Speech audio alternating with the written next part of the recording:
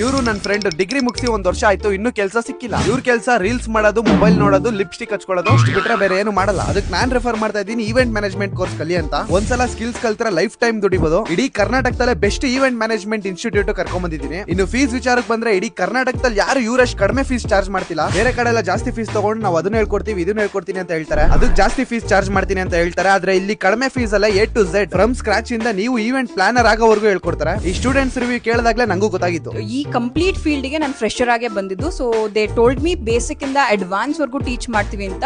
ನನಗೆ ಒಂದು ಚಿಕ್ಕ ಕನ್ಫ್ಯೂಷನ್ ಇತ್ತು, 1 ಮಂತ್ ಅಲ್ಲಿ ಬೇಸಿಕ್ ಟು ಅಡ್ವಾನ್ಸ್ ಯಾವ ರೀತಿ ಕವರ್ ಆಗುತ್ತೆ ಅಂತ. So I was not expecting basic ಅಂದ್ರೆ ಇಷ್ಟು ಬೇಸಿಕ್ ಇಂದ ಸ್ಟಾರ್ಟ್ ಮಾಡ್ತಾರೆ ಅಂತ. ಲೈಕ್ ಒಂದು ಬಲೂನ್ ಬ್ಲೋ ಮಾಡೋದ್ರಿಂದ ಆಗಿರ್ಬೋದು, ಟೈ ಮಾಡೋದ್ರಿಂದ ಆಗಿರ್ಬೋದು, ಪ್ರತಿಯೊಂದು ಬೇಸಿಕ್ ಇಂದ ಅಡ್ವಾನ್ಸ್ ಲೆವೆಲ್ ವರೆಗೂ ಆಲ್ರೆಡಿ ನಮ್ಗೆಲ್ಲ ಆಗಿದೆ. ತುಂಬಾ ಯೂಸ್ಫುಲ್ ಅಂದ್ರೆ ತುಂಬಾ ಯೂಸ್ಫುಲ್ ಆಗಿದೆ. ನನಗೆ ಏನಂದ್ರೆ ಏನು ಗೊತ್ತಿರಲಿಲ್ಲ, ಬಟ್ ಇಲ್ಲಿ ಬಂದು ನಾನು ಕಲ್ತಿರೋದು ತುಂಬಾ ಇದೆ.